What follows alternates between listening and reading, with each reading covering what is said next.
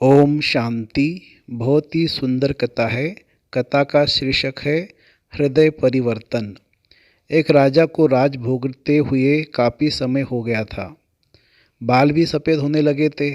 एक दिन उसने अपने दरबार में एक उत्सव रखा और अपने गुरुदेव एवं मित्र देश के राजाओं को भी सादर आमंत्रित किया। उत्सव को रोचक बनाने के लिए राज्य की सुप्रसिद्ध नर्तकी को भी बुलाया गया। राजा ने कुछ स्वर्ण मुद्राएं अपने गुरुजी को भी दी, ताकि यदि वे चाहे तो नर्तकी के अच्छे गीत व नृत्य पर वे उसे पुरस्कृत कर सके। सारी रात नृत्य चलता रहा।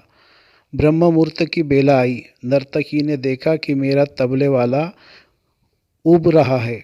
उसको जगाने के लिए नर्तकी ने एक दोहा पढ़ा।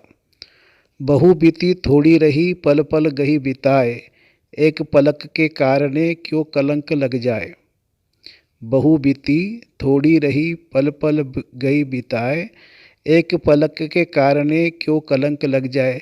अब इस दोहे का अलग अलग व्यक्तियों ने अपने अनुरूप अलग अलग अर्थ निकाला। तबले वाला सतर्क होकर बजाने लगा। जब यह बात गुरुजी ने सुनी तो उन्होंने सारी मोहरें उस नर्तकी के सामने फेंक दी। वही दोहा नर्तकी ने फिर पढ़ा तो राजा की लड़की ने अपना नवलखा हार नर्तकी को भेंट कर दिया। उसने फिर वही दोहा दोहराया तो राजा के पुत्र युवराज ने अपना मुकुट उतारकर नर्तकी को समर्पित कर दिया। नर्तकी फिर वही दोहा दोहराने लगी तो राजा ने कहा, बस कर, एक दोहे से तुमने वेश्या होकर भी सबको लूट लिया है। जब यह बात राजा के गुरु ने सुनी तो गुरु के नेत्रों में आंसू आ गए और गुरुजी ने कहने लगे, राजा, इसको तू वेश्या मत कह, ये तो अब मेरी गुरु बन गई है। इसने मेरी आंखें खोल दी है। यह कह रही है कि मैं सारी उम्र संयम पूर्वक भक्ति करता रहा और आखिरी समय मैं नर्तकी का मुजरा देखकर अपनी साधना नष्ट करने यहाँ चला आया। मैं तो चला। यह कहकर गुरुजी ने अपना कमंडल उठाकर जंगल की ओर चले पड़े। राजा की लड़की ने कहा, पिताजी, मैं जवान हो गई हूँ। आप आंखें बंद किए बैठे हैं। मेरी शादी नहीं कर रहे थे और आज रात मैंने आपके महावत के साथ भागकर अपना जीवन बर्बाद कर लेना था, लेकिन इस नर्तकी ने मुझे सुमति दी है कि जल्दबाजी मत कर, कभी तो तेरी शादी होगी ही, क्यों अपने पिता को कलंकित करने पर तुली है। युवराज ने कहा, पिताजी, आप वृद्ध हो गए हैं, फिर भी मुझे राज नहीं दे रहे थे। मैंने आज रात ही आपके सिपाहियों से मिलकर आपका कत्ल करवा देना था, लेकिन इस नर्तकी ने समझाया कि पगले, आज नहीं तो कल आखिर रात तो तुम्हें ही मिलना है। क्यों अपने पिता के खून का कलंक अपने सिर पर लेता है। धैर्य रख।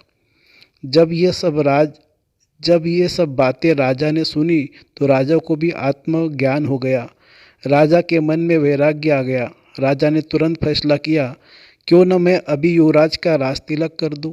फिर क्या था, उसी समय राजा ने युवराज का राज तिलक किया और अपनी पुत्री को कहा, पुत्री, दरबार में एक से एक राजकुमार आए हुए हैं। तुम अपनी इच्छा से किसी भी राजकुमार के गले में वरमाला डालकर पति रूप में चुन सकती हो। राजकुमारी ने ऐसा ही किया और राजा सब त्याग कर जंगल में गुरु की शरण में चला गया। यह सब देखकर नर्तकी ने सोचा, मेरे एक दोहे से इतने लोग सुधर गए, लेकिन मैं क्यों नहीं सुधर पाई। उसी समय नर्तकी में भी वैराग्य आ गया। उसने उसी समय निर्णय लिया कि आज से मैं अपना बुरा धंधा बंद करती हूँ और कहा कि हे प्रभु, मेरे पापों से मुझे क्षमा करना।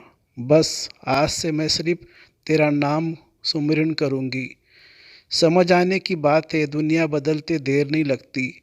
एक दोहे की तो 2 लाइनों से भी हृदय परिवर्तन हो सकता है।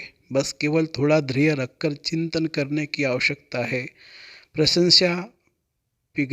प्रशंसा से पिघलना नहीं चाहिए, आलोचना से उबलना नहीं चाहिए। निस्वार्थ भाव से कर्म करते रहे, क्योंकि इस धरा का धरा पर सब धरा रह जाएगा। तो बहुत सुंदर कहानी है, इससे हमको बहुत सारी सीख मिलती है और इस कहानी से सीख लो और आनंदित रहो। सबका मंगल हो। ओम शांति।